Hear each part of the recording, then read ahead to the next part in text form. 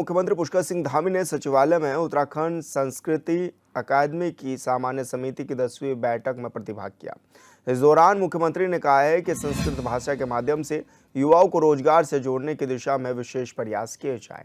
उन्होंने कहा है कि यज्ञ, कर्मकांड और वेद में सर्टिफिकेट कोर्स की भी व्यवस्था की जाए।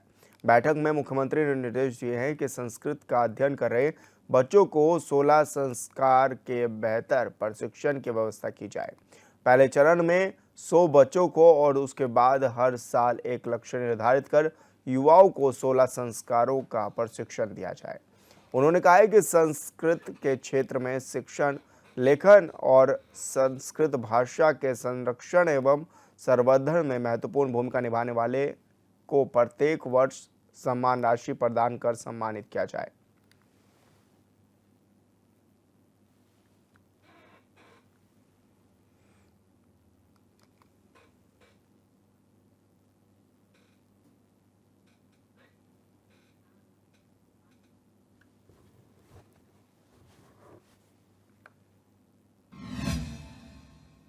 तो मुख्यमंत्री पुष्कर सिंह धामी ने अहम बैठक भी की और इस दौरान दिशा निर्देश भी जारी कर दिए हैं। बैठक में तमाम अधिकारी भी इस दौरान मौजूद रहे थे। और ज़्यादा जानकारी के लिए हमारे ब्यूरो चीफ अरुण सैनी हमारे साथ लाइव जुड़ गए हैं। अरुण, क्या कुछ जानकारी मिल रही है, किस तरह के दिशा निर्देश मुख्यमंत्री पुष्कर सिंह धामी की ओर से दिए गए हैं? जी बिल्कुल विशाल, मुख्यमंत्री पुष्कर सिंह धामी ने संस्कृत अकादमी उत्तराखंड की बैठक भी की और उस बैठक में मुख्यमंत्री पुष्कर सिंह धामी की अध्यक्षता में बैठक हुई। सचिवालय में बैठक में मुख्यमंत्री पुष्कर सिंह धामी ने प्रतिभाग किया और ऐसे में संस्कृत को प्रदेश में किस तरीके से बढ़ावा दिया जाए, युवाओं को किस तरीके से संस्कृत के प्रति उनकी रुचि बढ़ाई जाए और संस्कृत में वो जोड़ना हो, तो इस तरीके की तमाम फैसले मुख्यमंत्री पुष्कर सिंह धामी ने लिए हैं, जिसमें कि अब जो संस्कृत है उसे रोजगार से भी जोड़ा जाएगा। इस तरीके का निर्देश भी मुख्यमंत्री पुष्कर सिंह धामी ने दिए हैं। इसी तरीके से जो है संस्कृत के क्षेत्र में शिक्षण, लेखन और संस्कृत भाषा के संवर्धन करने वालों को हर वर्ष सम्मानित किया जाएगा। इसी के साथ ही राज्य में संस्कृत को बढ़ावा देने के लिए स्कूल और कॉलेज में तमाम प्रतियोगिताएं संस्कृत के की जाएगी, चाहे वो डिबेट के माध्यम से हो, निबंध लेखन हो या फिर लेखन में हो। तो इस तरीके की तमाम प्रतियोगिताएं स्कूल और कॉलेजों में की जाएगी, जिससे कि प्रदेश में संस्कृत को बढ़ावा मिल सके।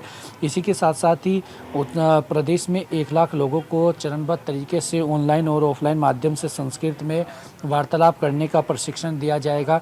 इसी के साथ ही राज्य में संस्कृत वेदों के अध्ययन की सुविधा के लिए प्रमुख स्थानों पर वेद अध्ययन केंद्र भी सरकार जो है वो स्थापित करेगी। तो देश विदेश के विश्वविद्यालय, संस्कृत अकादमी, संस्कृत संस्थाओं के साथ सर्वे जो है वो बनाया जाएगा।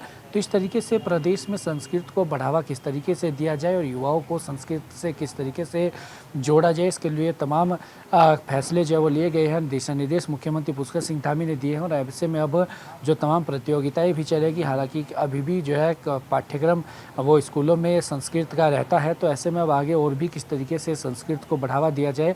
और एक बड़ा फैसला भी ये लिया गया है कि संस्कृत को अब रोजगार से भी प्रदेश में जोड़ा जाएगा। तो आगे इस पर और क्या कुछ कार्य होते हैं और किस तरीके से ये जो फैसले लिए गए इनका जो है क्रियान्वयन किस तरीके से होता है, तमाम चीज़ें देखने वाली होंगी। अरुण, इससे जो उत्तराखंड के युवा हैं उनको किस तरह से लाभ भी मिलेगा और क्या रोजगार के अवसर में किस तरह से ये कार्य भी होंगे? जी बिल्कुल विशाल, देखिए जिस तरीके के फैसले लिए गए हैं और संस्कृत को लगातार बढ़ावा देने के लिए प्रदेश सरकार के द्वारा कई तरीके के कार्यक्रम भी चलाए जाते हैं, कई तरीके से जो है काम भी होता है। तो ऐसे में अब ये भी कई जो फैसले लिए गए, चाहे वो संस्कृत में संस्कृत का पाठ्यक्रम कर रहे हैं या फिर इसके साथ साथ ही ऑफलाइन ऑनलाइन प्रशिक्षण देना हो, जो संस्कृत में वार्तालाप करने के लिए संस्कृत को रोजगार से जोड़ा जाएगा। तो ऐसे में युवाओं को इससे काफ़ी लाभ भी मिलेगा और संस्कृत को बढ़ावा जिस तरीके से प्रदेश में दिया जा रहा है उसमें भी काफ़ी जो है फ़ायदा इससे मिलेगा। तो ऐसे में क्या माना जाए कि युवा इससे कितने प्रेरित भी होंगे और कितना बढ़ चढ़ करके इसमें हिस्सा भी लेंगे ताकि संस्कृत को सीखें और इसको पढ़ें और आने वाले समय में संस्कृत जो है वो आम बोलचाल में भी शामिल हो? जी बिल्कुल विशाल, देखिए युवा लगातार जो है जो संस्कृत है उसके कई प्रतियोगिताएं इस तरीके की होती भी हैं, चाहे कंपटीशन एग्ज़ाम के माध्यम से हो या फिर स्कूलों में संस्कृत की कई प्रतियोगिताएं आज भी जो है वो होती हैं। तो ऐसे में युवाओं में भी संस्कृत को लेकर आगे रुचि बढ़े और संस्कृत में एक अच्छा जो है वो कर सके, आम बोलचाल में भी संस्कृत जुड़ सके, इसको लेकर ये तमाम फैसले भी जो है वो लिए गए हैं और युवाओं में इसको लेकर रुचि भी समय समय पर दिखाई भी देती है। बिल्कुल अरुण, बहुत शुक्रिया आपका तमाम जानकारी के लिए।